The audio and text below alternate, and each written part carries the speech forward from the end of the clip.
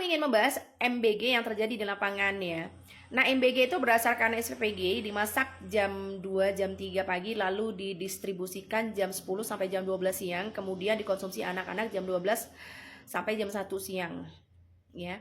Begitu sampai ke tangan anak-anak, MBG itu sudah dingin, lembab, bahkan tidak jarang berbau. Wajar karena dalam keadaan panas ditutup.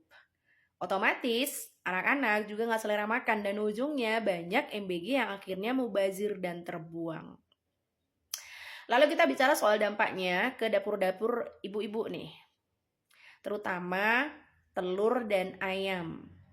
Sebelum MBG harga telur itu satu papan yang isinya 36 butir, 40.000 tuh paling mahal. Setelah MBG itu 60.000, yang kecil-kecil 50.000. Ayam broiler sebelum MBG itu 60 sampai 70.000. Sekarang 90 sampai 100.000.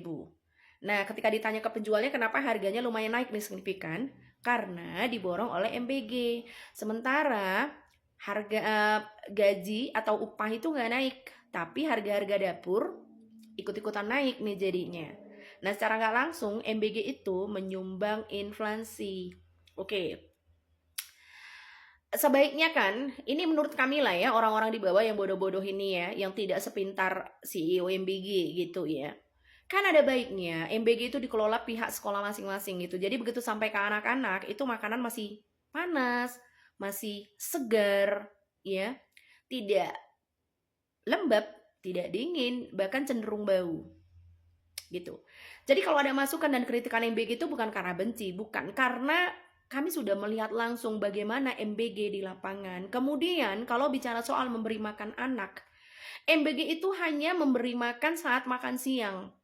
Lalu bagaimana dengan sarapannya, bagaimana dengan makan malamnya kalau orang tuanya tidak mampu? Sementara dana MBG itu segitu besar, 1 triliun satu hari.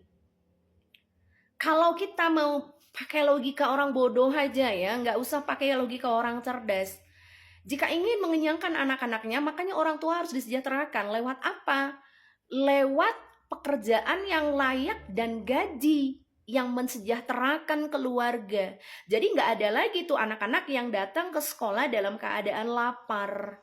Seharusnya kan begitu ya. Tapi well, kita ini rakyat jelata ya, yang mungkin otak kita itu nggak secerdas CEO MBG.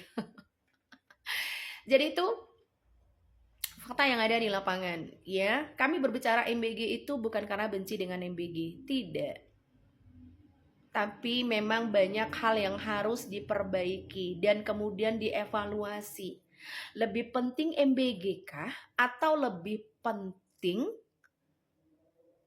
pekerjaan yang layak dan gaji yang mensejahterakan untuk rakyat?